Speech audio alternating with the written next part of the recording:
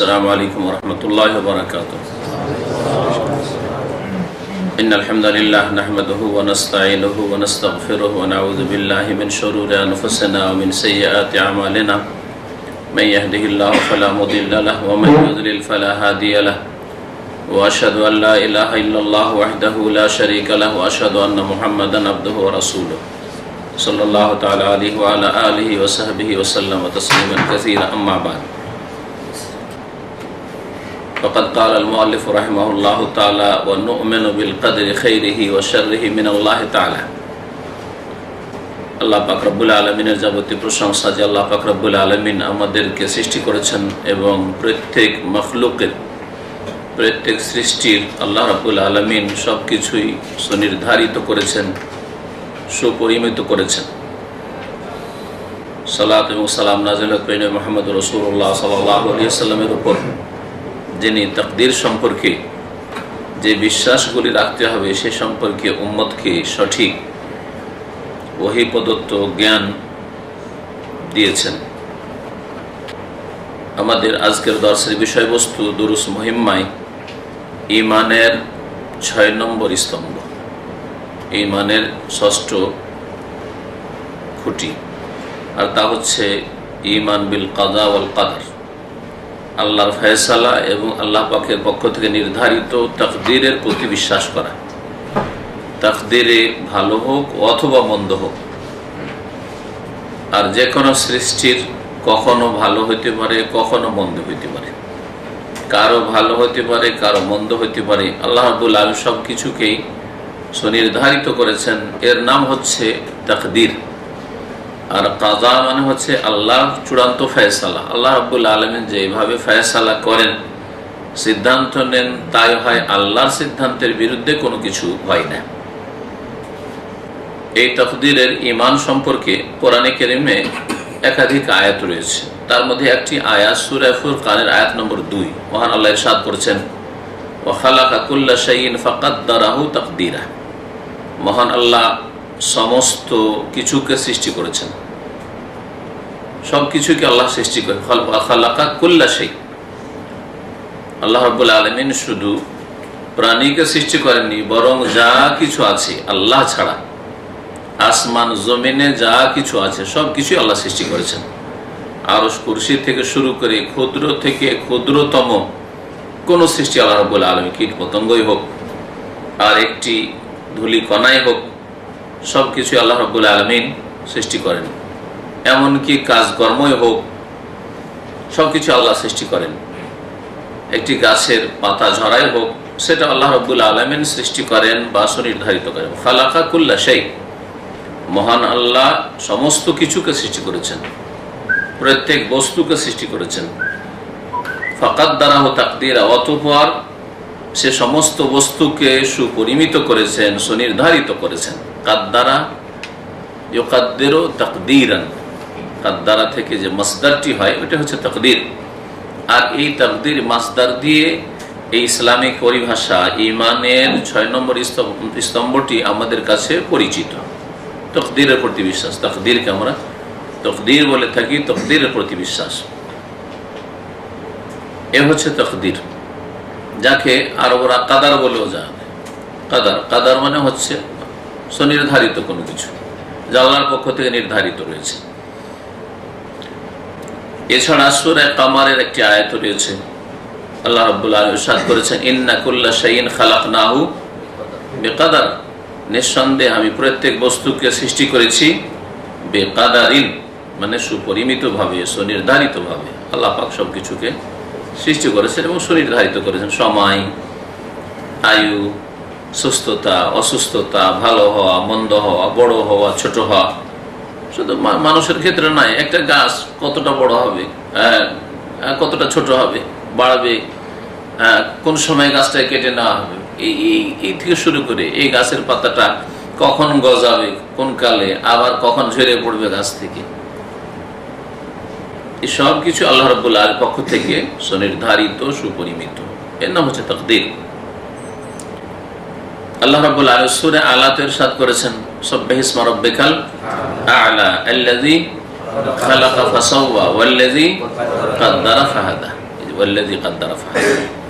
সাব্বিহ, হে নবী মুহাম্মদ সাল্লাল্লাহু আলাইহি ওয়াসাল্লাম, হে মানুষ, সাব্বিহ, তুমি তাসবিহ করো, বিসমি রাব্বিকাল আলা, তোমার মহান প্রতিপালকের নামের।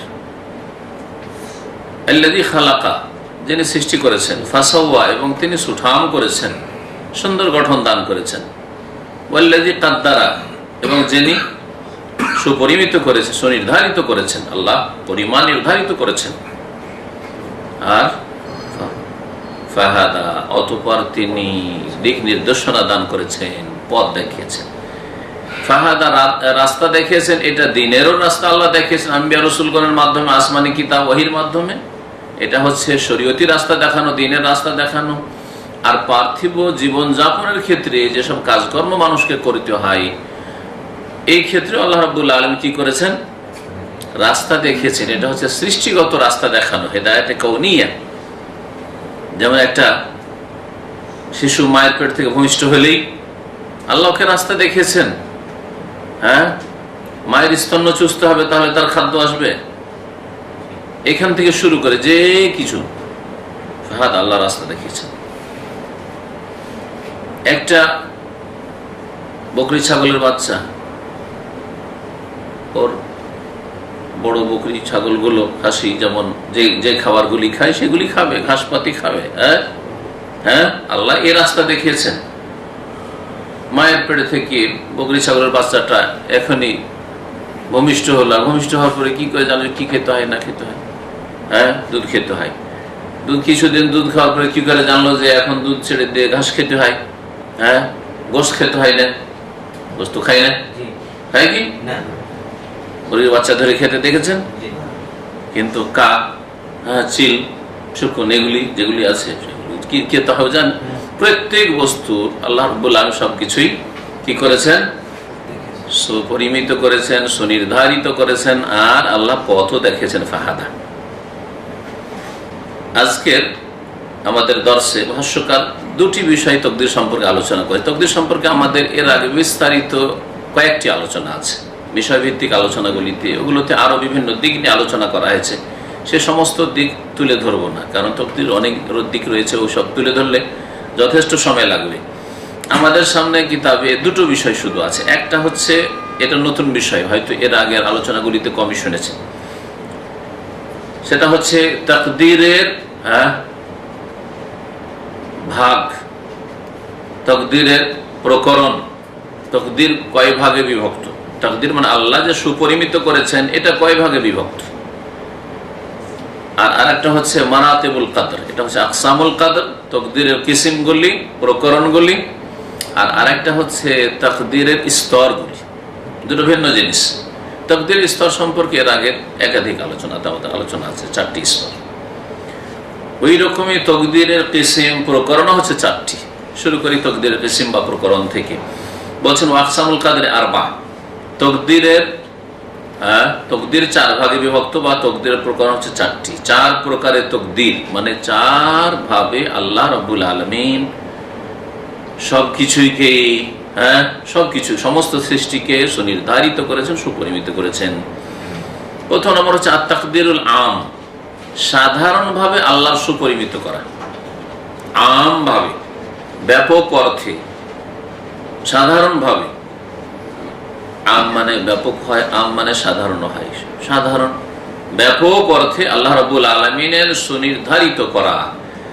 সেটা কেমন? বলছেন ওয়া তাকদীরুর রাব্বি লিজামিল আশিয়া, সমস্ত কিছুকে আল্লাহ রাব্বুল আলামিনের সুনির্ধারিত, সুপরিমিত, সব কিছুকে, যত সৃষ্টি রয়েছে, সৃষ্টি সে হাইওয়ানাত হোক, আর নাবাতাত হোক, আর জামাদাত হোক। হাইওয়ানাত, নাবাতাত, জামাদাতকে কে বুঝাইতে পারে? যত সৃষ্টি রয়েছে 3 ভাগে বিভক্ত। হাইওয়ানাত মানে যেগুলির প্রাণ আছে, মানুষ, জিন হোক অথবা অন্য কিছু হোক, প্রাণ আছে, এগুলি হাইওয়ানাত, জীবজন্তু, পশু পাখি, যত কীট পতঙ্গ ইত্যাদিতে সাবে। নাবাতাত, উদ্ভিদ জাতি, উদ্ভিদ, যত গাছপালা, লতা পাতা ইত্যাদি, এগুলো নাবাতাত। আর জামাদাত যেগুলি জড় পদার্থ, সে পাহাড় হোক, পাথর হোক, আর বালি হোক, যা কিছু এরকম, যেগুলি যত রকমের পদার্থ হোক, স্বর্ণ হোক, হীরা হোক, মণি মুক্তায় হোক, আর লোহা হোক, যা কিছু হোক না কেন, সবকিছু, সমস্ত কিছু আল্লাহ রাব্বুল আলামিন কি করেছেন? সৃষ্টি করেছেন, ঠিক না? তাহলে সবকিছুর আল্লাহ রাব্বুল ব্যাপক অর্থে সবকিছুকে কি করেছেন? সুপরিমিত করেছেন, সুপরিমিত করেছেন। যদি স্বর্ণের খনি থাকে কতটা পরিমাণ, কোন সময় বেরোবে, কোন সময় কার হাতে আসবে, হ্যাঁ, কোন সময় সেটা এক কথায় এগুলো কথা বলে শেষ করা যাবে। এছাড়াও এমন কিছু আছে যে সবের এই তিনটিতে তো সবকিছু প্রায় সামিল হয়ে যায়, কিন্তু এছাড়াও কি এমন কিছু আছে আপনাদের চিন্তায়, মগজে, যেগুলিকে আল্লাহ সুপরিমিত করেছেন? কি? হ্যাঁ, কর্ম। মাশাআল্লাহ, এটা ঠিক আছে। দেখতে পাই না সেগুলো তিনটার একটাতে যাবে। হ্যাঁ, হয় এমন প্রাণী দেখতে পাই না, হ্যাঁ, জীবাণু আছে, আর না হলে এমন কোন পদার্থ যেটা সূক্ষ্ম দেখতে পাই না, হ্যাঁ, তো তিনটার মধ্যে সামিল হবে। কিন্তু প্রত্যেক সৃষ্টির কর্ম, কোন হিংস্র পশু কি খাবে, কখন কখন মানুষ ধরে খেলো, কি কখন কিছু পশু পাখি ধরে খেলো, ঠিক? হ্যাঁ, মানুষ কি কর্ম করলো, কোন মানুষ ভালো কাজ করবে আর কতটা পরিমাণ করবে, মন্দ কাজ করবে তো কতটা পরিমাণ, মন্দ কাজের ধরনটা কি ধরনের, খুন করবে না শিরিক করবে, কুফরি করবে না, জেনা করবে না, মদ খাবে না, কোন রকমের পাপ তার দ্বারা হবে, ইত্যাদি ইত্যাদি। এই মর্মে কোরআনে কারীমে আয়াত রয়েছে সূরা সাফফাতে, হ্যাঁ, আল্লাহু খালাকাকুম ওয়া মা তা'মালুন, আল্লাহ তোমাদেরকেও সৃষ্টি করেছেন এবং তোমরা যে সব আমলগুলি করো, কর্ম করো, সেগুলিকেও সৃষ্টি করেছেন। আমাদের কাজগুলিকে, এই যে গ্লাস, একটা ধরেন কাঁচের গ্লাস, এটা ফেলে দিলাম, ফেলে দেওয়াটা কার কাজ? আমার কাজ। কিন্তু ভেঙে দেওয়াটা কার কাজ? আল্লাহর কাজ। ফেলে দিলে যে ভেঙে যাবে জরুরি আছে? এটা ডিম হাতে না ফেলে দেন, অনেক সময় ভাঙলো, অনেক সময় ভাঙলো না, ঠিক না? তো ফেলে দেওয়াটা সৃষ্টির কাজ, আর সেটা ভেঙে দেওয়া অথবা কিছু করার, হ্যাঁ, রেজাল্ট যেটা ফলাফল, সেটা কার কাজ? আল্লাহর কাজ। তো আল্লাহ রাব্বুল আলামিন আমাদের কাজের ওপর ভালো কাজ হলে আল্লাহ উত্তম প্রতিদান দেবেন, জান্নাত দেবেন, দুনিয়া আখিরাতে আল্লাহ পাক সন্তুষ্ট হবেন এবং আল্লাহ রহমত দেবেন। আর যদি আমরা পাপ কাজে জড়িত হই, অন্যায় কাজ আমাদের অঙ্গ প্রত্যঙ্গ দিয়ে করি, অন্তর থেকে, কথা দ্বারা, কাজের দ্বারা, হ্যাঁ, তাহলে আমাদের এই অন্যায় কাজের জন্য আল্লাহ রাব্বুল আলামিন কি করবেন? আমাদের শাস্তি দেবেন। জাযাআম বিমা কাসাবা, কোরআন ভাষা বলা হয়েছে। তো সৃষ্টির হচ্ছে কাসাব, সৃষ্টি কি করে? কামাই করে। কাসাব মানে কর্ম করে। তো আমাদের কর্মের কারণে ভালো ফল পাবো অথবা মন্দ ফল পাবো। আর কর্মের শেষ পরিণাম যেটা খালক, সৃষ্টি করা, খালক হচ্ছে আল্লাহর সাথে। তাহলে একজন লোক যে খুন করলো, সে কি জন্য শাস্তি পাবে? এই যে, হ্যাঁ, অপকর্মটা করলো, অন্যায় কাজ করলো, অপরাধ করলো, কর্ম করলো, পাপের কর্ম করলো, সেই জন্য। কিন্তু আঘাত করলে যে লোকটা মরে যাবে, হ্যাঁ, মেরে দেওয়ার কাজ কার? খালক, সৃষ্টি করা কাজটি আল্লাহ রাব্বুল আলামিন। সমস্ত কিছুকে আল্লাহ রাব্বুল আলামিন কি করেছেন? সুনির্ধারিত করেছেন। বেমানা ইলমেহি, কোন অর্থে? অর্থাৎ আল্লাহ জানেন যে কখন কোনটা জিনিস আসবে। আপনার আমার পৃথিবীতে আসা, আগমন কোন সালে, কোন তারিখে, কোন মুহূর্তে, সারা দুনিয়া বাপ মো জানতো না, কিন্তু আল্লাহ রাব্বুল আলামিন জানেন যে কোন যুগে আপনি পয়দা হবেন, কোন সালে, হ্যাঁ, আর কতদিন আবার থাকবেন, আর কতদিন কোন থাকবেন, আপনার কাজকর্ম, শিক্ষা দীক্ষা ইত্যাদি। বেমান ইলমিহি বিহি, আল্লাহ সবকিছু জানেন। ও কিতাবাতিহি, আল্লাহ লিখেও রেখেছেন। ও মাশিয়াতিহি, আল্লাহ এটা চেয়েছেন, আল্লাহ চাওয়ার বিরুদ্ধে হয়নি, আপনার বাপ মা চেয়ে হয়নি শুধু। ও খালকিহি, এবং আল্লাহ সৃষ্টিও করেছেন। এই যে আল্লাহ জেনেছেন, লিখে রেখেছেন, চেয়েছেন আর সৃষ্টি করেছেন, এতে কিন্তু চারটা স্তর চলে এসছে। এই চারটা স্তর কথা পরে বিস্তারিত বলবেন ভাষ্যকার। কাল আলাইহিস সালাতু সালাম, নবী করিম সাল্লাল্লাহু আলাইহি ওয়াসাল্লাম বলেছেন, ইন্নাল্লাহ কাদ্দারা মাকাদিরাল খালকি, মহান আল্লাহ মাকাদিরাল খালাইক, ইন্নাল্লাহ কাদ্দারা মাকাদিরাল খালাইক, সমস্ত সৃষ্টি জগতের তাকদীর গুলিকে আল্লাহ রাব্বুল আলামিন নির্ধারিত করেছেন, সুপরিমিত করেছেন। কাবলা ইয়াখলুকাস সামাওয়াতি ওয়াল আরদা, আকাশ জমিন সৃষ্টি করার কতদিন পূর্বে? বে50 আলফা সানা, 50,000 বছর পূর্বে। 50,000 বছর পূর্বে আসমান জমিন সৃষ্টির 50,000 বছর পূর্বে সমস্ত সৃষ্টির মাকাদার খালাক, আসমান জমিনেরও তকদির লিখেছেন, আসমান জমিন কতদিন থাকবে, আর মানুষের আল্লাহ তকদির লিখেছেন, সমস্ত পশু পাখি কীট পতঙ্গ সবকিছুর যা বললাম আল্লাহ তকদির লিখেছেন, তকদির লিখে রেখেছেন বা নির্ধারিত করেছেন। ওয়াখান আরশুহু আলাল মা, তখন আল্লাহর আরশ, আসমান জমিন যদি কিছু না থাকে, আল্লাহর আরশ কোথায় ছিল? আলাল মা, পানির ওপর ছিল। এ হচ্ছে তাকদির আম, ব্যাপক অর্থে তাকদির দলিল। আল্লাহ এটাও সুনির্ধারিত করেছেন, মানে আল্লাহ লিখে রেখেছেন রোজে, যেটাকে রোজে আজল বলা আমাদের ভাষা। হ্যাঁ, আল্লাহ রাব্বুল আলামিন আসমান জমির শিশির অনেক করে 50,000 পূর্বে আল্লাহ লিখে রেখেছেন। দ্বিতীয় তাকদির হচ্ছে তাকদিরুল উমরি, জি, আয়ুগত সুনির্ধারিত করা বা তাকদির। উমর মানে হচ্ছে আয়ু, বয়স।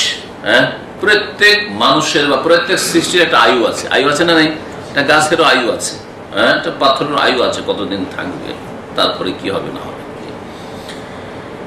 তো আল্লাহ রাব্বুল আলামিন তাহলে প্রত্যেক সৃষ্টির এক আয়ু কি করেছেন? সুনির্ধারিত করেছেন, সুপরিমিত করেছেন। একজন মানুষ যদি 60 বছর বাঁচে, 60 বছরের মধ্যে শুরু থেকে শেষ পর্যন্ত কি অবস্থায় থাকবে, কি করবে, কি খাবে, হ্যাঁ, কোথায় থাকবে, সবকিছু আল্লাহ রাব্বুল রেখেছেন। এটা হচ্ছে তাকদীর উমরি। ওয়া হুয়া তাকদীরু কুল্লি মা ইয়াজরি আলাল আবদি ফি হায়াতিহি ইলা নিহায়াতি আজালিহি। প্রত্যেক বান্দা মানে আল্লাহর সৃষ্টি, আল্লাহর বান্দা, মানুষ ছাড়া সবকিছু আল্লাহর বান্দা। আল্লাহর সৃষ্টি সবগুলি কিন্তু ব্যাপক অর্থে আল্লাহর বান্দা। আল্লাহর বান্দার তার জীবদ্দশায়, তার ইন্তেকাল পর্যন্ত, পৃথিবী থেকে ধ্বংস হওয়া পর্যন্ত, মত পর্যন্ত যা কিছু ঘটবে হবে তা সুনির্ধারিত করা। এই লোকের জন্ম থেকে শুরু করে মত পর্যন্ত যা কিছু হবে, অবস্থায় হোক আর তার অন্য কিছুই হোক, সব আল্লাহ রাব্বুল কি করেছেন? সুনির্ধারিত করেছেন। এই হলো তাকদীর উমরি। কাল আলাইহিস সালাম, নবী সাল্লাল্লাহু আলাইহি ওয়াসাল্লাম বলছেন, কখন এইটা করা হয়? একটা তো আমভাবে রয়েছে আসমান জমিন 50,000 বছর আগে। আর একটা কথা শুনে, ইন্না আহাদাকুম ইউজমাউ খালকুহু ফি বাতনি উম্মিহি 40 ইয়াওমান। তোমাদের প্রত্যেকই এমন ভাবে সৃষ্টি হয়েছে, ইউজমাউ খালকুহু, তার সৃষ্টিকে একত্রিত করা হয়, ফি বাতনি উম্মিহি, তার মায়ের গর্ভে, 40 ইয়াওমান, 40 দিন। 40 দিন কি থাকে? হ্যাঁ, প্রথম নুতফাই থাকে। নুতফা শব্দটা নিয়ে আসলে নুতফা আছে। প্রথম 40টা দিন যে শুক্রবিন্দু গেল, বীর্য গেল, বীর্য অবস্থায় থাকে।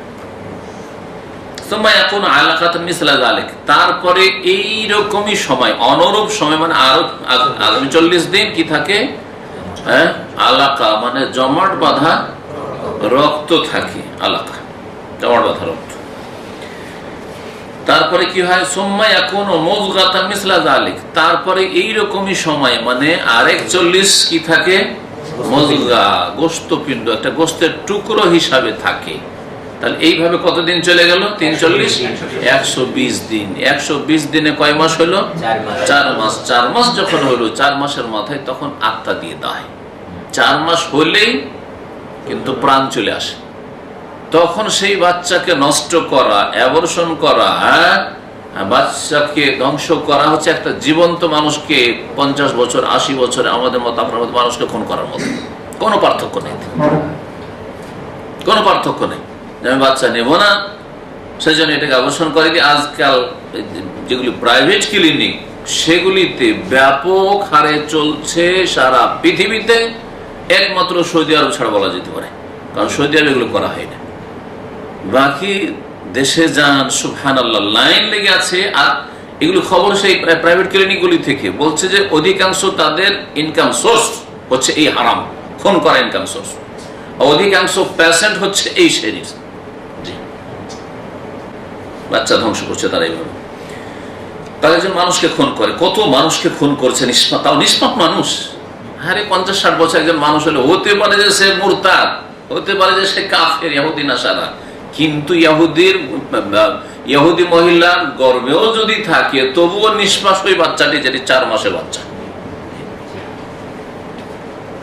সুম্মা ইউরসিলুল্লাহুল মালাক, তারপরে আল্লাহ পাক ফেরেশতাকে পাঠান, ফায়ানফুখু ফীহি রূহ, তারপরে তাতে রূহ সঞ্চারিত করে, রূহ ফুঁকে দেয়। চারটি কথা লিখার নির্দেশ হয়। এক তো আসমান জমির 50,000 বছর আগে লিখা আছে, তা আবার এখন লিখার কি যুক্তি? বলেন যে দুটো আলাদা আলাদা জিনিস। প্রথম কিসিম ছিল একটা তাকদির আম, ব্যাপক অর্থে লিখা আছে সমস্ত সৃষ্টির কথা, আর খাস করে আপনার কথা আমার কথা কখন লিখা হয়? যখন 120 দিনের বাচ্চা পেটে হয় তখন।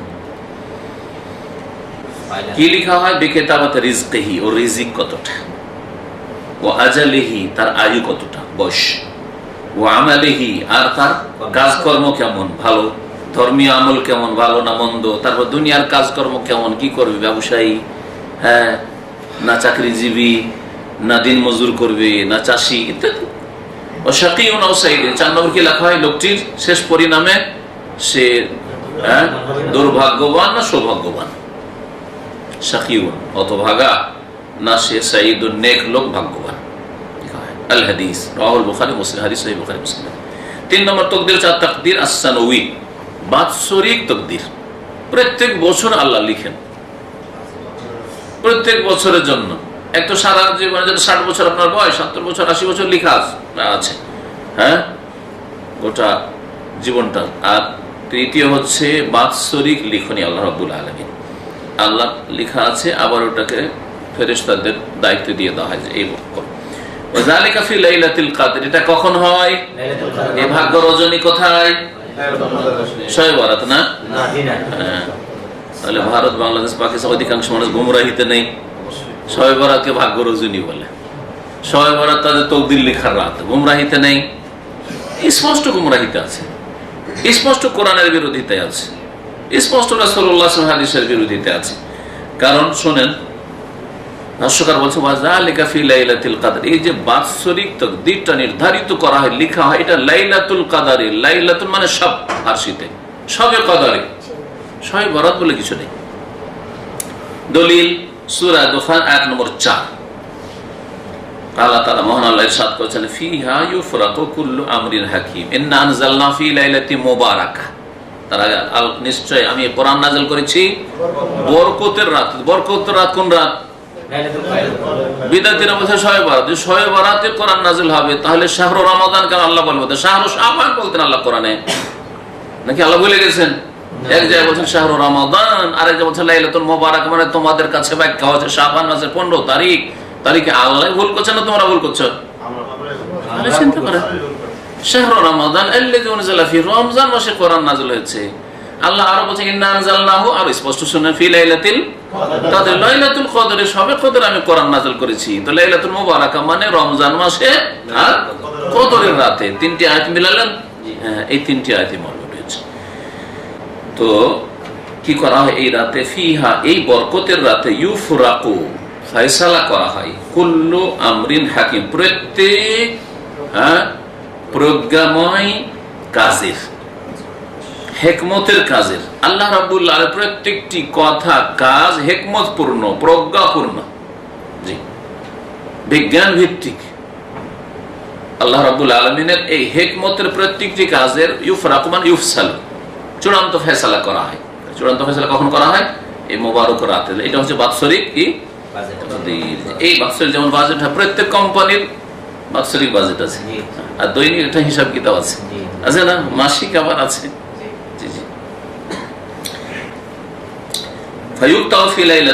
ভাষ্যকার বলছেন সুতরাং লাইলাতুল কদরে লেখা হয় মা ইয়াহদুসু ফিস সানা, এই এক বছরে কি ঘটবে, মিন মাউতিন, এক বছরের মধ্যে মারা যাবে নাকি, ওয়া ইজ্জিন বা সম্মানিত হবে নাকি, ওয়া যুল্লিন অথবা লাঞ্ছিত অপদস্থ হবে নাকি, ওয়া গায়রা যালিকা ইত্যাদি। মার খাবে, জুতা খাবে, হ্যাঁ মজলুম হবে না, সে জালেম হবে না, নেতা হবে না, সুখী হবে না দুঃখী হবে, সব লেখা হয়। সুস্থ থাকবে না অসুস্থ থাকবে এক বছরে, সব হায়াত মওত ইত্যাদি। 4 নম্বর আত-তাকদীরুল ইয়াউমি, চতুর্থ কিসিম হচ্ছে, প্রকার হচ্ছে এই তাকদীরের, সেটা হচ্ছে আত-তাকদীর, প্রতিদিনের কাজকর্মগুলিকে যা বান্দার ঘটবে, সৃষ্টির ঘটবে, তা আল্লাহ কি করেন? সুনির্ধারিত করে, প্রতিদিন সুনির্ধারিত হয়। এটাও হয়। ওয়ায়াদুল্লাহ আলাইহি কাওলুহু তাআলা, এর দলিল কোরআনে কারীমের সূরা রহমানের আয়াত নম্বর 29। মহান আল্লাহ ইরশাদ করেছেন কুল্লা ইয়াউমিন হুয়া ফি শান, প্রত্যেক দিন, হুয়া মানে আল্লাহ, মহান আল্লাহ রাব্বুল আলামিন, ফি শানিন মানে গুরুত্বপূর্ণ কাজে লেগে আছে, আল্লাহর কাজে লেগে। প্রত্যেক দিন যদি আল্লাহর উপরে ফয়সালা করে দিচ্ছেন সবকিছু, আর কিছু করেন না, তাহলে প্রত্যেক দিন আবার কি করছেন আল্লাহ রাব্বুল আলামিন? বুঝা গেছে? তো প্রত্যেক দিন আল্লাহ রাব্বুল আলামিন তার কাজে লেগে আছেন, আদেশ নিষেধ, এই করো সেই করো। জি হ্যাঁ, ফেরেশতাদের মাধ্যমে তাদেরকে আল্লাহ বিভিন্ন ডিউটিতে লাগিয়ে রেখেছেন। ওয়ারাদা ফি তাফসির হাযিহিল আয়াত, এই আয়াতের তাফসিরে বর্ণিত হয়েছে নবী সাল্লাল্লাহু আলাইহি ওয়াসাল্লাম থেকে, তিনি বলেন মিন শানিহি আইয়াগফিরা যামবান, আল্লাহর গুরুত্বপূর্ণ কাজের অন্তর্ভুক্ত হচ্ছে যে তিনি কি করেন, গুনাহ ক্ষমা করেন। প্রত্যেক দিন গুনাহগারদেরকে তওবা করলে কি করেন, ক্ষমা করেন। ওয়া ইউফাররিজ কারবান, আর বালা মুসিবত বিপদ আপদ দূর করেন। বালা মুসিবত পড়েছে, আল্লাহর কাছে দোয়া করলেন, আল্লাহ দূর করে দিলেন। অথবা আল্লাহ রাব্বুল আলামিন একটা নির্ধারিত সময়ের জন্য বালা মুসিবত দিয়েছিলেন, দূর হইল, তারপরে আল্লাহ এইগুলি করেন। ওয়ারফাউ কওমান, কোন জাতিকে আল্লাহ উপরে উঠান, সম্মানিত করেন। কেউ নেতা হইল, কেউ নেতৃত্ব থেকে নামলো। ওয়াদাউ আখারিন, আর বহু জাতিকে আল্লাহ রাব্বুল আলামিন লাঞ্ছিত অপদস্থ করেন, নিচে রেখে দেন, নামিয়ে দেন। রাওয়াহ ইবনে মাজাহ, হাদিস ইবনে মাজাহ রয়েছে, ইবনে হিব্বানে রয়েছে, ইবনে আবি আসিম বর্ণনা করেছেন হাদিস। ওয়া আল্লাকাহুল বুখারী, ইমাম বুখারী রাহমাতুল্লাহ হাদিসটিকে মুআল্লাক সানাদে, মানে প্রথম দিক থেকে সনদবিহীন বর্ণনা করেছেন। ওয়া সানাদুহু হাসানুন বিশাওয়াহিদিহি, বিভিন্ন সমর্থক হাদিস থাকার কারণে হাদিসটি হচ্ছে হাসান। এখন আর একটি ছোট্ট বিষয় রয়েছে, সেটা হচ্ছে মারাতেবুল কদর, তকদিরের স্তর সমূহ। তকদির স্তর রয়েছে, স্তর শ্রেণী ধাপগুলিকে বলা হয় মারাতেব। আল্লাহ রাব্বুল আলামিন যে সুপরিমিত করেছেন, এর বিভিন্ন স্তর রয়েছে, তা হচ্ছে চারটি। প্রথম হচ্ছে আল ঈমানু বিআন্নাল্লাহ তাআলা আলিমা বিকুল্লি শাইইন জুমলাতান ওয়া তাফসীলা, আল্লাহ রাব্বুল আলামিন যে যখন থেকে আল্লাহ সমস্ত মাখলুকাত সৃষ্টি করেছেন তখন থেকে শুরু করে, হ্যাঁ, আর কিয়ামত পর্যন্ত যা কিছু ঘটেছে, ঘটছে, ঘটবে, হ্যাঁ, ঘটেছে, ঘটছে, অথবা আগামীতে ঘটবে, বা যে কেউ ছিল, যে কিছু ছিল, এখন আছে আর আসবে, এই সমস্ত কিছু সম্পর্কে আল্লাহ রাব্বুল আলামিন বিস্তারিত জানেন।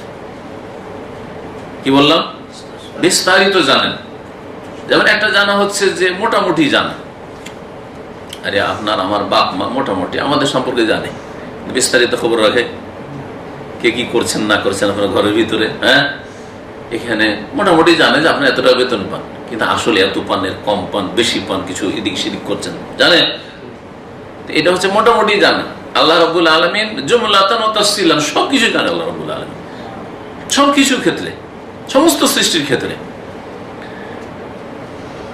এটা খুব সংক্ষেপে বলতে হলে বলবেন যে ইলমুল্লাহ, প্রথম স্তর হচ্ছে আল্লাহ সবকিছু জান। আল্লাহর জ্ঞানের বাইরে আল্লাহ খবর রাখেন না, কিছু হয়ে যাচ্ছে এরকমটা হয় না।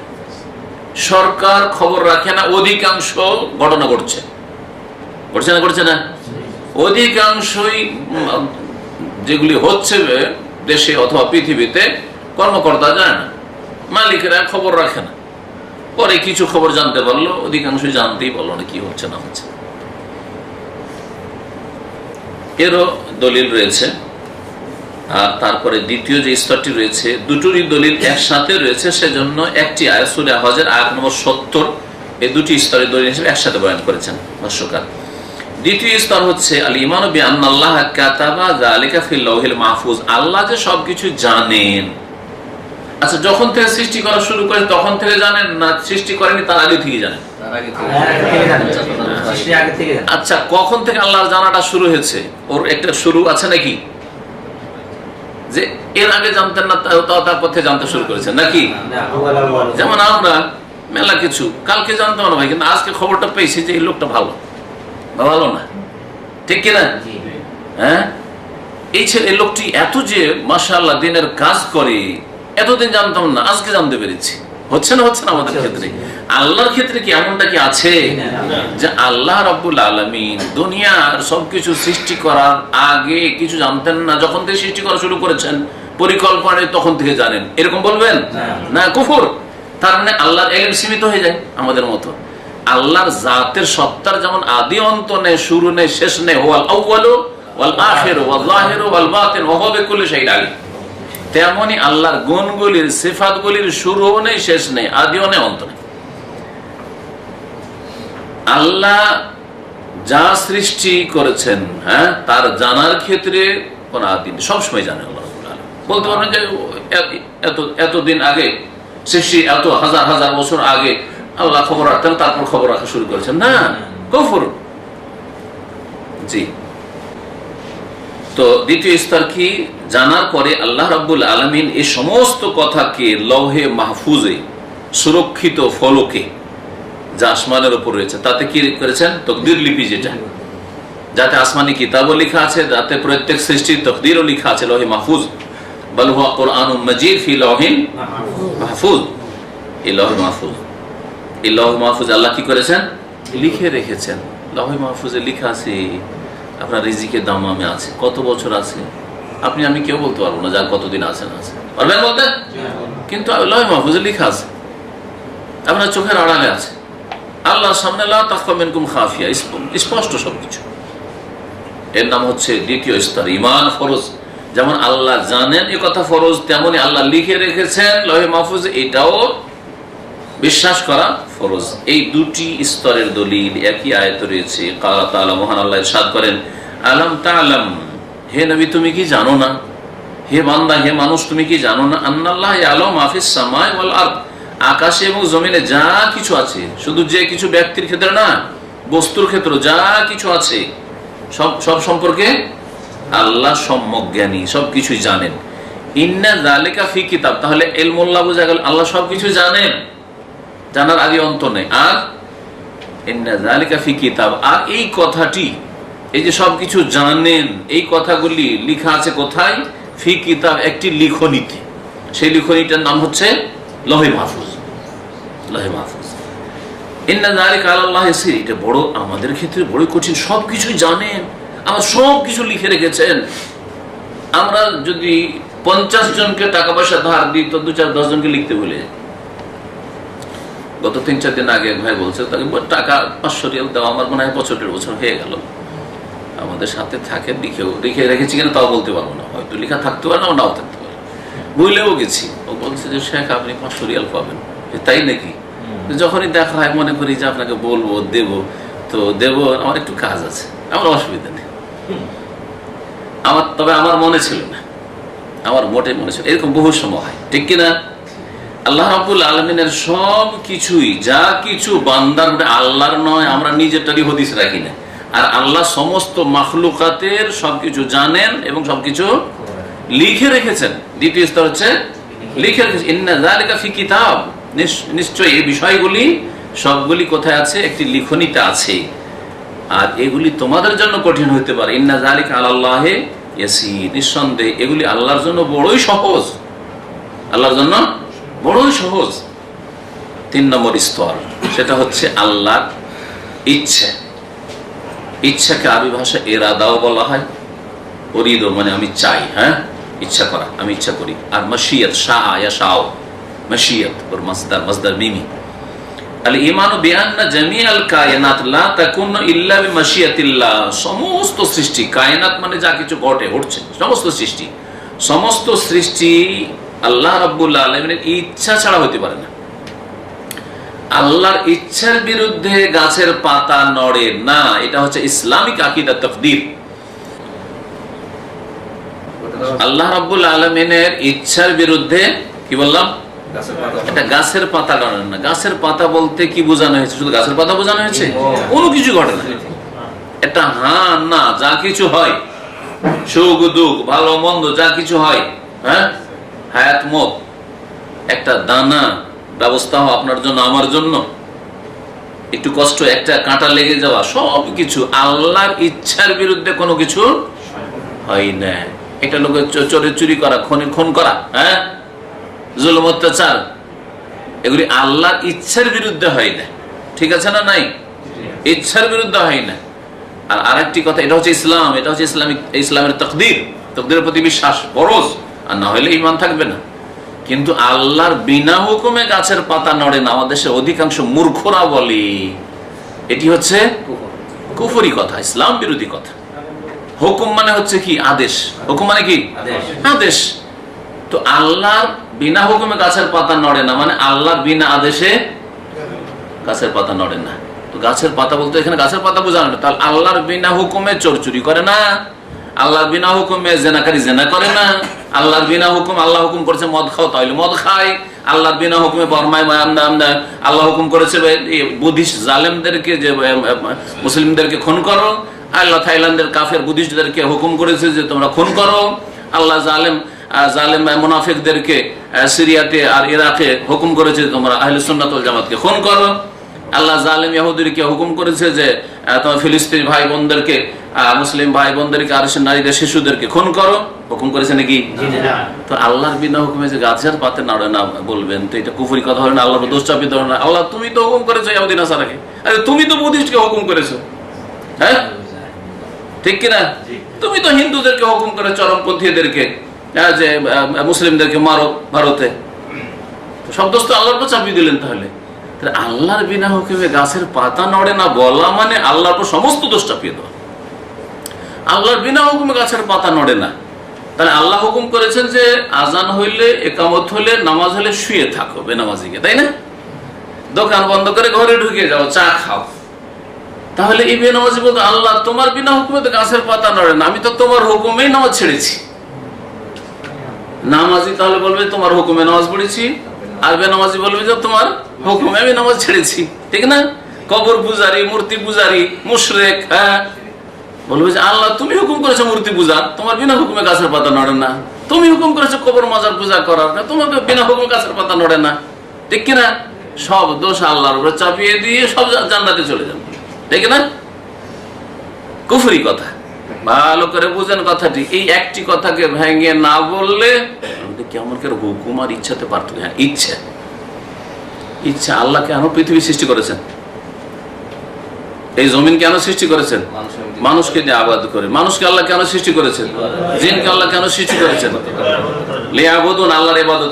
আল্লাহর ইবাদত কি? আল্লাহর আদেশ মেনে চলা, আল্লাহ নিষেধাজ্ঞা থেকে বেঁচে থাকা, ঠিক না? এর নামই ইবাদত, আদেশ নিষেধ মেনে চলা। আল্লাহ রাব্বুল আলামিনের শরীয়তি হুকুম, তাহলে আল্লাহ যে ইবাদতের জন্য সৃষ্টি করেছেন আল্লাহ শরীয়তি হুকুম হচ্ছে ভালো কাজ করো, মন্দ কাজ করিও না, যেগুলি করতে বলেছি করো, আর যেগুলো করতে নিষেধ করেছি সেগুলো থেকে বাঁচো। ওমা আতাকুমুর রাসূলু ফাখুযু মা নাহাকুম আনহু ফান্তাহু, এটা হচ্ছে শরীয়তি হুকুম। তা আল্লাহর হুকুম হচ্ছে ভালো কাজ করো, ভালো কথা বলো, মন্দ কাজ করি না, মন্দ কথা বলি না, মন্দ শিরকি কুফরি বিশ্বাস করি না, তাওহীদ বিশ্বাস করো, ঠিক কি না? এটা হচ্ছে আল্লাহর শরীয়তি হুকুম। আল্লাহর সৃষ্টিগত যেটা আল্লাহ আমরুল কওনি, মানে আল্লাহ রাব্বুল আলামিনের সৃষ্টিগত যেটা আল্লাহ যে সৃষ্টির করার ক্ষেত্রে হুকুম করেন, অর্থাৎ আল্লাহর ইচ্ছে, তখন বলবেন আল্লাহর মাশিয়াত, আল্লাহ চেয়েছেন। আল্লাহ চেয়েছেন কেমন চাওয়াটা উদাহরণ না দিলে সহজে উঠবে না সাধারণ মানুষের জন্য। যদি কোনো মানুষ চায় যে আমি ছেলেগুলি ছোট ছোট বাচ্চাদেরকে 5 বছর 7 বছর 10 বছর বাচ্চাদেরকে পরীক্ষা করবো, কে কেমন চরিত্র কোন স্বভাবের, এমনি পরীক্ষা করবো, আমি কিছুই বলবো না, যে যা করবি। একটা খেলনা ঘর তৈরি করলো, এটা একটা টয় টাউন, আর ভালো ভালো খেলনা, দামি দামি খেলনা রাখলো, আর তার বাচ্চাদেরকে ছেড়ে দিল যে তোমাদের ইচ্ছা মতো খেলো, তোমাদের ইচ্ছা মতো তোমরা খেলো। তামাশা দেখছে, কেউ ভাঙছে, কেউ খোলাখুলি করছে। দেখবেন যে অনেকে খেলনা রাখবেন একদিনে খুলেও 12টা বাজিয়ে দিব, আছে না? আর কেউ আছে না যত্ন করে রাখবে, খেলে নিল এই সুন্দর করে উঠিয়ে রাখবে, আছে না? নেই? আরে আমার আলহামদুলিল্লাহ তুই একটা দুটো ছেলে না 8টা ছেলে মেয়ে, তো এদের মধ্যে কেউ আছে ওর কাজই হলো খুলে কি আছে দেখি তোর ভিতরে, ওই একদিনের মধ্যে খোলার চেষ্টা করবে, ওই জন্য বকারি খায়, খুলে দিয়ে খারাপ হয়ে দিল। একটা খুলে রেখে দেবে, ও দেখবে যার ভিতরে কি আছে, যন্ত্রপাতি আছে, ও ইঞ্জিনিয়ারিং মন মেজাজ দেখবো এতে কি আছে খেলনার ভিতরে, কি করে এটা চলে, কি করে এটা উড়ে, ও দেখবে খুলে, একদিনের মধ্যে ও শেষ করবো। আর কেউ আছে না যত্ন করে খেলে নিল, আবার নিয়ে এসে না আব্বার রুমে রেখে দিই যাতে করে হেফাজতে থাকে, বোঝা গেছে? তো খেলনা ঘরে যদি এরকম মালিক ছেড়ে দেয় যে তোমরা খেলাধুলা করো, তো কেউ ভাঙবে খেলনাগুলি, আর কেউ যত্ন করে রাখবে, ঠিক না? ঠিক তেমনি আল্লাহর দুনিয়াটা হচ্ছে খেলনা ঘর। ওয়াল্লাযী তাবারাকাল্লাযী বিয়াদিহিল মুলকু ওয়া হুয়া আলা কুল্লি শাইইন কাদির আল্লাযী খালাকাল মাউতা ওয়াল হায়াতা লিয়াবলুয়াকুম, আল্লাহ পরীক্ষা করেছেন। আসমান জমিন সব সৃষ্টি করে, জমিনে মানুষকে আবাদ করে, জিনকে আবাদ করে, লিয়াবলুয়াকুম, আল্লাহ পরীক্ষা করে, আইয়ুকুম আহসানু আমালা, তোমাদের কে ভালো কাজ করছে, সবকে স্বাধীন ছেড়েছি, যে যা করবে করো, তোমার মধ্যে ভালো কাজ করার ক্ষমতা আছে আর তোমার খারাপ কাজ করার ক্ষমতা আছে, তোমার জানমালের, মানুষের জানমালের হেফাজতের ক্ষমতা আছে, মানুষের উপকারের ক্ষমতা আছে, আর মানুষকে খুন করার ক্ষমতা আছে। তোমার বিয়ে শাদী করে ভালো পাক জীবন যাপনের ক্ষমতা আছে, আর জেনা করার ক্ষমতা আছে। আছে কি নেই? হ্যাঁ, আল্লাহ রাব্বুল আলামিন ছেড়ে দিয়েছেন খেলনা ঘর। দুনিয়া হচ্ছে খেলনা ঘর। ইন্নামা দুনিয়া লাহুন ওয়া লাইবুন। আল্লাহ করে বলছেন দুনিয়া হচ্ছে কি? খেলাধুলা, লাইব, খেল তামাশা। লাহু ওয়া লাইব মানে তো খেল তামাশা। হ্যাঁ, খেলনা ঘর। ওয়া জিনাতুন ওয়া তাফাখুরুন ওয়া তাকাসুরুন ফিল আমওয়ালি ওয়াল আওলাদ। সুবহানাল্লাহ, আল্লাহ রাব্বুল আলামিন দুনিয়ার চিত্রকে বিভিন্ন আয়াত তুলে ধরেছেন। তো দুনিয়া হচ্ছে কর্মজগৎ। এখানে আল্লাহ রাব্বুল আলামিনের ইচ্ছা যে ভালো থাক মন্দ থাক, আমি তোমাকে দুটো শক্তি দিয়ে সৃষ্টি করে ছেড়ে দিয়েছি। মানুষ, তোমার মধ্যে দুটো শক্তি দিয়েছি, ভালো আর মন্দ দুটো শক্তি আছে প্রত্যেক মানুষের মধ্যে। আছে, আছে না নাই? জিন, তোমার মধ্যে দুটো শক্তি দিয়েছি, ভালো আর মন্দ। ফেরেশতা না, ফেরেশতার মধ্যে শুধু ভালো শক্তি আছে।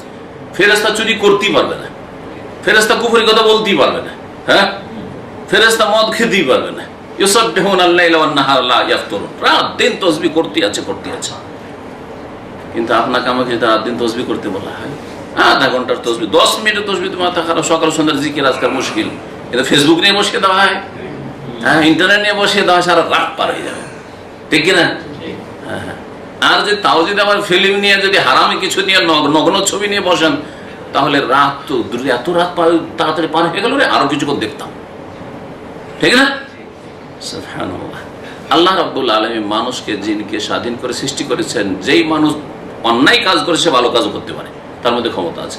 যারা ভালো কাজ, সবচেয়ে ভালো কাজ করছে, তারা সবচেয়ে খারাপ কাজও করতে পারে না, পারে না?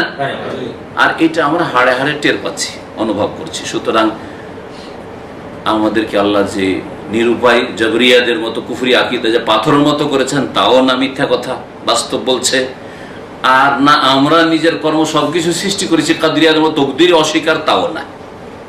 এই কাদরিয়া গোমরা হয়েছে তকদির অস্বীকার করে, আর জাবরিয়া তকদিরই সবকিছু, আমাদের কোনো ক্ষমতা নাই। এই দুটোর মাঝখানে হচ্ছে আহলে সুন্নাত ওয়াল জামাতের আকীদা। সেটা হচ্ছে যে আল্লাহ সৃষ্টি করেন, আর মানুষ যে কর্ম করে, কর্মের ওপর ফল পায়। ভালো কর্ম করলে কর্ম করার ক্ষমতা আছে, হ্যাঁ, স্বাধীনভাবে কাজ করে ভালো কাজগুলি, সেজন্য ভালো ফল পায়, জান্নাত পাবে, দুনিয়া আখিরাতে সুখ পাবে। আর যদি মন্দ কাজ করে, অন্যায় কাজ করে, তাহলে তার শাস্তি ভোগ করতে হবে দুনিয়া আখিরাতে। কি বলছিলাম যে আল্লাহ রাব্বুল ইচ্ছা। আচ্ছা, ইচ্ছা, আল্লাহ এই ইচ্ছাটা কেন রাখলেন? আল্লাহ যদি ইচ্ছা না রাখতেন, যদি বলেন যে না, আল্লাহ কেন ইচ্ছা করলেন যে চোর ডাকাত থাক? আল্লাহ কেন ইচ্ছা করবেন যে এইরকম জুলুম অত্যাচার, কেউ জালেম হোক, কেউ মজলুম হোক, কেউ খুন হচ্ছে, কেউ খুন করছে? আল্লাহ কেন করলেন?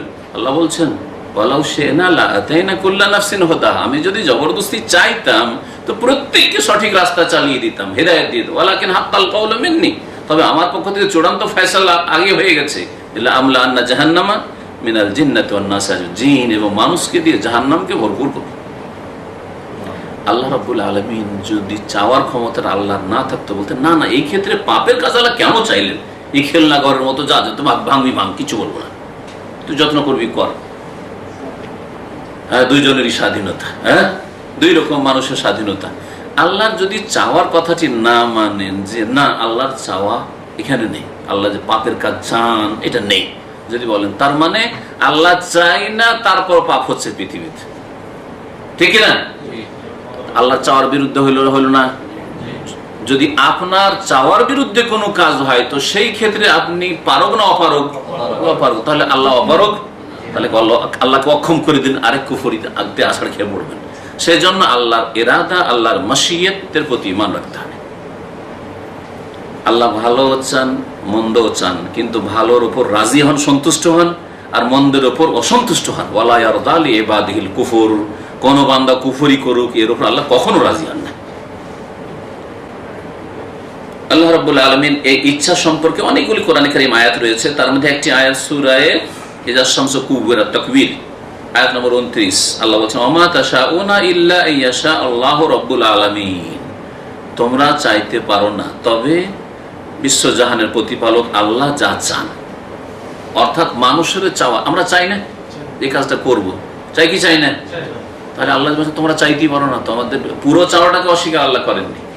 যা আমাদের চাওয়ার সংকল্পই নেই, আমাদের চাওয়ার কোনো কিছু নেই, না আছে, কিন্তু আল্লাহর চাওয়ার আওতাভুক্ত হচ্ছে আমাদের চাওয়াটা। ধরেন আমাদের মধ্যে কোনো এক ভাই আজকে চেয়েছিল যে ইসলামিক সেন্টার রাখায় আমাদের এই আলোচনা আসবে, হঠাৎ করে রাস্তায় গাড়িটা অ্যাক্সিডেন্ট হয়ে গেল। ঘটে না এরকম? তারপরে আর আসতে পারলো না, ওখানে লেট হয়ে গেল বা কিছু হলে হাসপাতাল চলে যেতে হবে। ঘটছে না? বাড়ি থেকে বেরিয়েছেন মসজিদের জন্য, নিয়ত ছিল কি, চেয়েছিলেন কি মসজিদে গিয়ে জামাতে নামাজ পড়ো, হোঁচট খেয়ে পড়লেন আর পায়ে প্রচন্ড ব্যথা হয়ে গেল, ফিরে গিয়ে বাসায় শুয়ে যেতে হলো। ঘটছে না? তাহলে আমরা চাই, কিন্তু আমাদের চাওয়ার উপরে কে চান? আল্লাহ। এই কথা এখানে বলা হয়েছে। মাশিয়াতুল আবদ, আল্লাহ বান্দার চাওয়াও রয়েছে, কিন্তু তার উপরে বান্দার রবের মাবুদের চাওয়া রয়েছে। ওমাতা শাগুনা ইল্লা ইয়াশা আল্লাহ রাব্বুল আলামিন। আমরা সবসময় বাঁচতে চাই, কিন্তু কখনো দুর্ঘটনার সম্মুখীন হতে চাই না, সবসময় কিন্তু সেভ হয়ে চলার চেষ্টা করি, ঠিক না? কিন্তু তারপরেও দুর্ঘটনা ঘটে না, বালা মুসিবত আসে না? আসে। 4 নম্বর স্তর হচ্ছে কি করা? সৃষ্টি করা। সেটা হচ্ছে আল ঈমানু বিআন্না জামিআল কায়নাতি মাখলুকাতুন লিল্লাহি তাআলা। যত সৃষ্টি রয়েছে পৃথিবীতে, যত সৃষ্টি রয়েছে সবকিছু আল্লাহর মাখলুক, আল্লাহ সৃষ্টি করেছেন। আল্লাহর এই সৃষ্টি করাতে কিঞ্চিত পরিমাণ কারো ভাগ নেই, অংশ নেই, না গৌসের, না কুতুবের, না দেব, না দেবীর, না দরগার, না দুর্গার, কারো অধিকার নেই। সুতরাং কবর মাজার পূজারীরা যে বলে যে এটা আমার বাবার দান, এটা আট্রসির দান, এটা খাজা বাবার দান, তো এটা বড় পীর সাহেব জিলানির দান, ইত্যাদি, এগুলি কুফরিয়া কথা, এগুলি শিরকি কথা, এগুলো বড় শিরক, এগুলোতে ইসলাম নষ্ট হয়ে যায় পুরোপুরি। সবকিছু আল্লাহ সৃষ্টি করেন। আর শুরুতে এই জন্য উদাহরণ দিতে গিয়ে বললাম যে ওমা তাসকুতু মিন ওয়ারাকাতিন ইল্লা ইয়ালামুহা, কোরআনে কারিমে রয়েছে একটা গাছের পাতা যে পড়ে এটা আল্লাহ জানেন। ওখানে ইলমুল্লাহ আছে, কিতাবাতুল্লাহ, আল্লাহ রেখে রেখেছে যে এই সময়টায় গাছের পাতা ঝরে পড়বে। আর মাশিয়াত, আল্লাহ চেয়েছেন, এটাও আছে।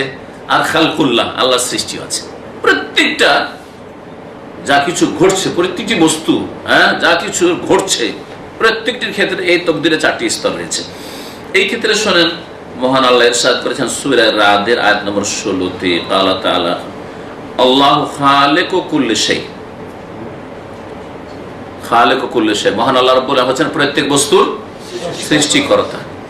এখানে খালিকু কুল্লি শাই সংক্ষেপে দিয়েছে আয়াত, এক যে আয়াতের একটা অংশ দিয়েছেন। আর আরেকটি আয়াতে রয়েছে আল্লাহু খালিকু কুল্লি শাই ওয়া হুয়া আলা কুল্লি শাইইন ওয়াকিল আছে, ওখানে ওয়াকিল, ওয়া হুয়া আলা কুল্লি শাইইন ওয়াকিল। আল্লাহ রাব্বুল আলামিন প্রত্যেক বস্তুর সৃষ্টিকর্তা, সবকিছু আল্লাহ রাব্বুল আলামিন সৃষ্টি করেছেন।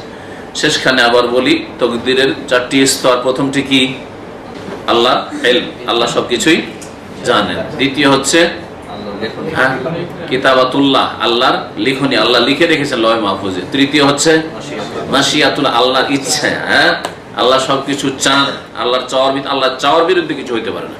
আরে যে কোনো সরকার হোক, যতই শক্তিশালী হোক না কেন, চাওয়ার বিরুদ্ধে হয় কি হয় না?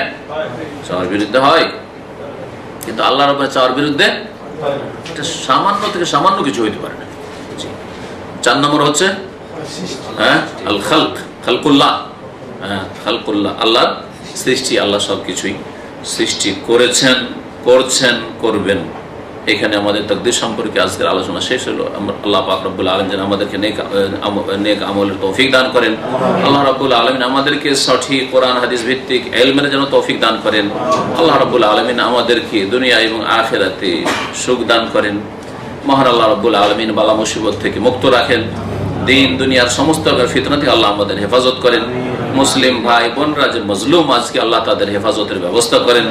আল্লাহ রাব্বুল তাদের প্রতিরক্ষার ব্যবস্থা করেন। আল্লাহ রাব্বুল আলামিন তাদের পক্ষ থেকে যেন ডিফেন্সের ব্যবস্থা করেন। আল্লাহ রাব্বুল আলামিন তাদের সার্বিক নিরাপত্তা যেন দান করেন। আল্লাহ রাব্বুল মুসলিম জাতিকে দ্বীন ইসলামের দিকে, তাওহীদের দিকে, রাসূলের সুন্নাতের দিকে ফিরে আসা যেন তৌফিক দান করেন।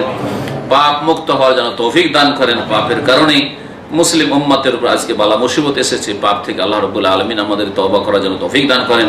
আল্লাহ রাব্বুল আলামিন আমাদের সকলকে জান্নাতুল ফিরদাউস যেন দান করেন।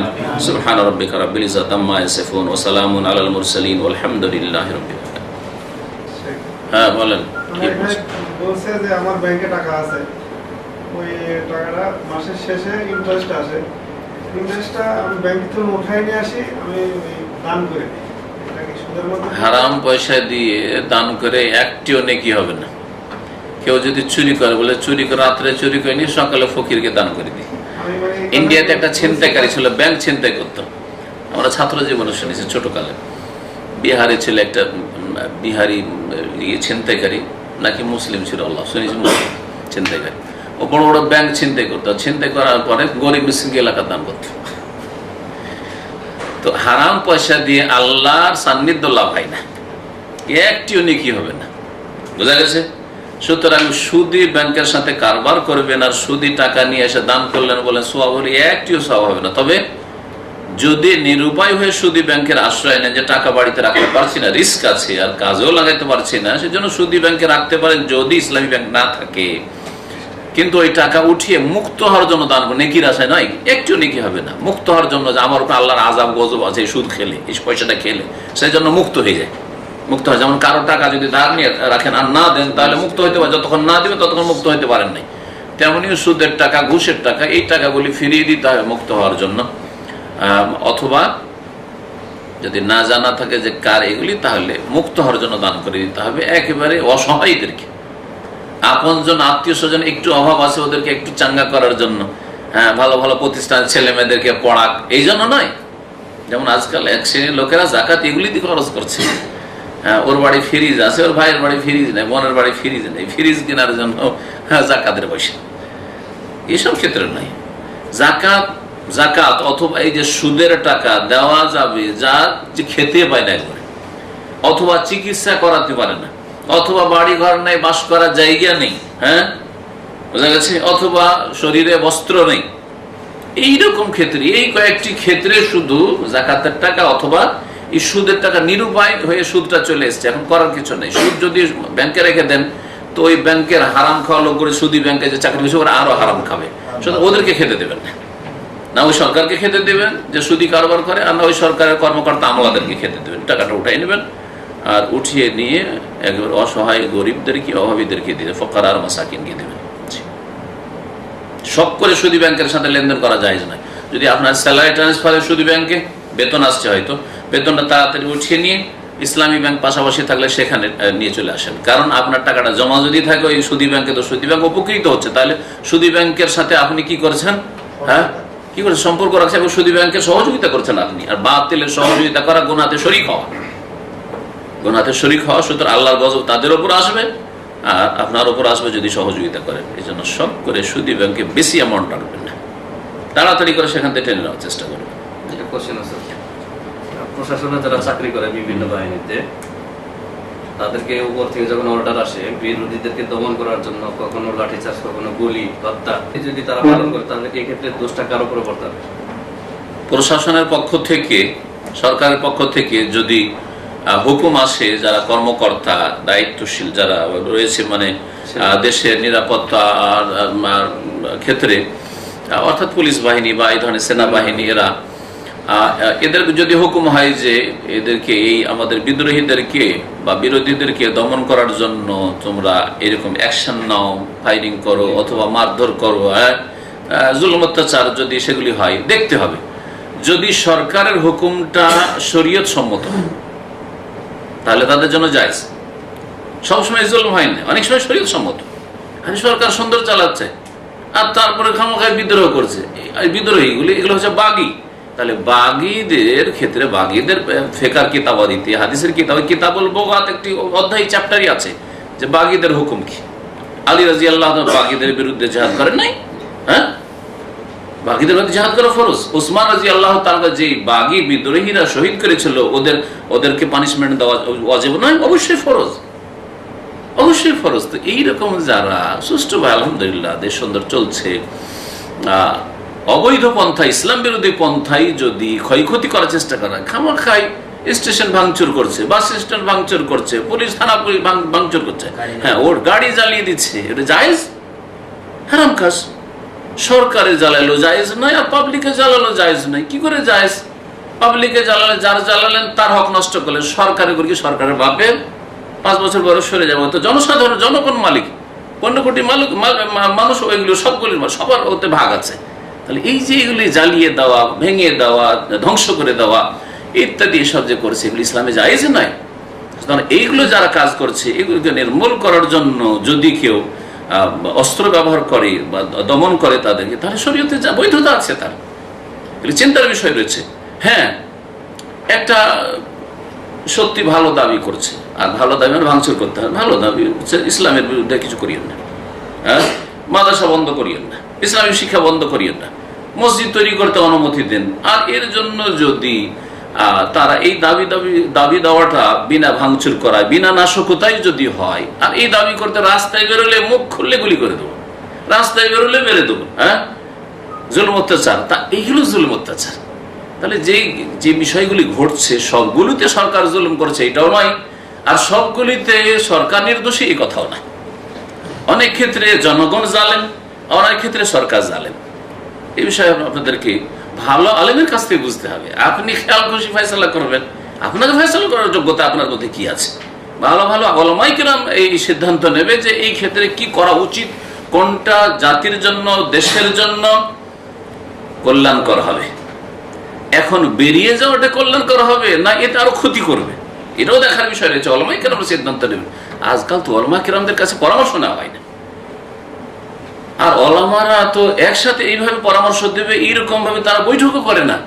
একজন নেতা হয়ে গেল আর সে হুকুম দিয়ে দিল, বাস বেরিয়ে গেল, বেরিয়ে গিয়ে দিল, অনেক লোককে খুন করিয়ে দিল, আর খুন করিয়ে দিয়ে হইচই করলো, অনেক লোকের ক্ষয়ক্ষতি হয়ে গেল, আর কিছুদিন পরে আবার বলে যে না ওরা তো আমাদের মিত্র, দোস্ত হয়ে গেল। নাজায়েজ কথা এগুলো, বুঝতে পারছেন? সুতরাং সবসময় যে সরকারের বিরুদ্ধে বেরোলেই বাহাদুরি আর এটাই হচ্ছে জিহাদ আর এটা হচ্ছে খুব ভালো কাজ, কখনো ভালো কাজ নাই। তখন দমন করার অবশ্যই অধিকার রয়েছে প্রশাসনকে, আর প্রশাসনে যারা কাজকর্ম করে, যারা অ্যাডমিনিস্ট্রেশনে রয়েছে তাদের এই কাজ করা তাদের ফরজ, কারণ ওই কাজে তাদেরকে রাখা হয়েছে দেশের নিরাপত্তার জন্য। আর যদি তারা জুলুম করতে বলা হয়, এটা হলো শুধু দাঁড়িয়ে আর টুপি দেখে বেচারা এয়ারপোর্টে নেমেছে অথবা রাস্তা দিয়ে যাচ্ছে, মারো, দাঁড়ি টুপিওয়ালা দেখলে মারো, তাহলে জালেম সরকার, জালেম, তাহলে এতে কোনো সন্দেহ নেই। কিন্তু ওই দাড়ি টুপি নিয়ে যদি ভাঙচুর করা শুরু করে, তো এই দাড়ি টুপি দিয়ে বেঁচে যাবে নাকি? কেন ভাঙচুর করবে তুমি? দাড়ি টুপির বদনাম করছো তুমি। আর দাড়ি টুপি নিয়ে যদি দায়েশদের মতো কাজ করে, সন্ত্রাসী আর এইসব যারা জঙ্গি তাদের মতো কাজ করে, নাশকতার কাজ করে, যে কে মারতে হবে, ওকে উড়াইতে হবে, ওকে উড়াইতে হবে, এগুলো প্ল্যানিং তৈরি করে দেশে, তাহলে এরাই জালেম। তাহলে এই জালেমগুলিকে অবশ্যই দমন করতে হবে দেশে শান্তি প্রতিষ্ঠার জন্য। এইসব বিষয়গুলি ওলামায়ে কেরাম, ভালো ওলামায়ে কেরাম বুঝবে। মসজিদের মোল্লাকে জিজ্ঞেস করে নিলেন বা নিজেই সিদ্ধান্ত নিলেন। যেমন আজকাল প্রচার মাধ্যমগুলিতে, ফেসবুকে, যে যাকে পারে কাফের, যে যাকে পারে কাফের, কাফের তখন কাফের মানে রক্ত হালাল। আর ভাই যেই ব্যক্তি বলবে যে আমি কাফের, তো আমার রক্তর জন্য হালাল, তো সবের কাজ, আমাকে মেরে তো নেকি পাবে ও, এটাই তো তার বিশ্বাস, ঠিক কিনা? যেই ব্যক্তি বলবে যে অমুক নেতা কাফের, অমুক নেত্রী কাফের, অমুক দেশের সরকার কাফের, তার মানে ওদেরকে মারতে পারলে তো সওয়াব হবে, জান্নাতে যাওয়া যাবে। ইসলাম বিরোধী কথা, এটা ইসলাম বিরোধী কথা। আপনাকে এখতিয়ার কে দিল আর আমাকে একাই কি এখতিয়ার দিল? দেশের সমস্ত গণ্যমান্য ওলামারা একসাথে হোক, আর হওয়ার পরে হোসেন মানুষের হাল্লাজ কাফের, গোটা সেই আপনার সেই যুগের যে খেলাফত ছিল, সমস্ত ওলামায়ে কেরাম বাগদাদে একমত হয়ে কাফের হওয়ার ফতোয়া দিয়েছে, আনাল হক বলে সে রদ দাবি করেছে, সুতরাং কাফের, এর খুন হালাল। এমন না যে একজন, দুইজন, তিনজন, চারজন আলেমের ফতোয়াতে হোসেন মানুষের হাল্লাদকে খুন করা হয়েছে আর জুলুম করা হয়েছে না। আর এটা তারপরে বাস্তবায়ন সরকার করেছে। ওলামারা ফতোয়া দিয়েছেন আর বাস্তবায়ন কে করেছে? সরকার করেছে। সরকার জবাই করেছে হোসেন মানুষের হাল্লাদকে, আর ফতোয়া ছিল ওলামায়ে কেরামদের। তো এইরকম হইতে হবে আসলে, তাহলে বিশৃঙ্খলা দেশে ঘটবে না, ফিতনা ফাসাদ সৃষ্টি হবে না। সাল্লাল্লাহু আলাইহি ওয়া মুহাম্মদ ওয়া আলা আলিহি ওয়া সাহবিহি। হ্যাঁ, যেসব ভাইরা নিয়মিত এই ক্লাসে আসছেন তাদের জন্য আগামী সপ্তাহে পরীক্ষা, আগামী সপ্তাহে রবিবারে। আর যারা নিয়মিত আসেন না, মাঝে মধ্যে আসছেন, হয়তো মাসে দুদিন, একদিন আসছেন না, তাদের পরীক্ষার অনুমতি নেই, তারা আগামী সপ্তাহে আসবেন না, কারণ আগামী সপ্তাহে ক্লাস হবে না, শুধু পরীক্ষা হবে। ফটো তোলার জন্য মেয়েরা পুরুষের সামনে যেতে পারবে না? ফটো তোলার জন্য যদি মহিলাদের স্টুডিও থাকে, যেমন সৌদি আরবে আছে, তাহলে মহিলা স্টুডিওতে গিয়ে তোলা উচিত, যেখানে একটু হয়তো পয়সা বেশি লাগে। সৌদি আরবের ব্যবস্থা আছে আলহামদুলিল্লাহ, জানি না আমার অন্য দেশের ব্যবস্থা আছে কিনা। যদি ব্যবস্থা না থাকে তো অবশ্যই তোলা যাবে, অসুবিধা। বাংলাদেশে নাই। কি করে, হ্যাঁ? ভোটার আইডি কার্ড করার জন্য মোবাইলে তুলে অনেকে ফটো এসে দিতে পারে। তারপরে তো যখন ওরা এটা পরিষ্কার করে দিচ্ছে তখন তো ওদের নজরে পড়ছে, কি করা যাবে, নিরুপায় খেতে যায় যাচ্ছে, যায় যাচ্ছে, সমস্যা নেই। খানা খাওয়ার সময় কথা কওয়া নিষেধ। খানা খাওয়ার সময় কথা কওয়া নিষেধ হয়ে গেল কেন? একমাত্র আরে তওয়াফ করার সময় তো কথা বলা নিষেধ নেই, তো খানা খাওয়াটা তওয়াফ করার চেয়ে বেশি সওয়াবের কাজ হয়ে গেল নাকি? তো মূর্খ বিদাতীদের কথা। তওয়াফের সময় কথা বলা জায়েজ, দুনিয়ার কথাও বলতে পারেন, ভাই কেমন আছেন, ভালো আছেন, তওয়াফ করতে করতে দেখা হয়ে গেল, শুধু জিকির আজকাল তসবি না, কেমন আছেন ভাই, ভালো আছেন, ছেলে আমি ভালো আছে, এতগুলি কথা তওয়াফ করতে করতে বলতে পারেন। শুধু নামাজের অবস্থায় কথা বলা যাবে না, এমন কোন অবস্থা নেই যে কথা বলা যাবে না। হ্যাঁ, কাজা হাজার পেশাব পায়খানার সময় কথা বলা থেকে বেঁচে থাকা উচিত, অপছন্দনীয় সময়। জরুরি না হলে কথা বলবেন না। তারপরে যদি জরুরি হয়ে যায়, এটা আপনার ছোট বাচ্চা ধাক্কা দিচ্ছে, ধাক্কা দিয়ে তো কথা বলবেন না, যে চুপ করো, বলবেন না আপনি, না না কথা বলা হারাম পেশাব পায়খানার সময়। কিছু ক্ষেত্র আছে সেই সময় বাইরে পেশাব পায়খানা থাকলে হয়তো জায়েজ হয়ে যাবে এরকম। কিন্তু আপনি সব করে আগের মহিলারা মাঠে ঘাটে চলে যেত পেশাব পায়খানার জন্য, আর রাত্রে গল্প করছে আর পেশাব পায়খানা সারছে, এটা হারাম এগুলো। কত আলাদা আলেক আল্লাহ সন্তুষ্ট হাদিসে আছে। মুক্তাদি যখন নামাজ সূরা ফাতিহা পড়বে তখন ইমামের পড়ার পরে পড়বে না সাথে সাথে পড়তে হবে? মুক্তাদি সূরা ফাতিহা ইমাম পড়ে নেওয়ার পর পড়বে, ওটাই ভালো। সূরা ওয়ালাদ-দাল্লিন আমিন বলে তারপর পড়ে। সাথে সাথে পড়তে হবে। অনেকে বলছে জায়েজ আছে, যাই হোক। উচ্চস্বরে যখন শুনছে তখনই শুধু ঝামেলা, বাকি আস্তে যখন পড়ছে আগে পরে কোনো অসুবিধা নেই। মনে মনে যখন পড়ছে যে কোনো সময় পড়ে নিতে পারেন, আগে হইলে অসুবিধাটা তো জানছেন না যে আগে হচ্ছে না, কোনো অসুবিধা নেই। হ্যাঁ, সমস্যা নেই, ওই বিরতি দেওয়া সহি হাদিস প্রমাণিত নয়, আপনি পড়ে নিন, সতর্কতামূলক করে নিন।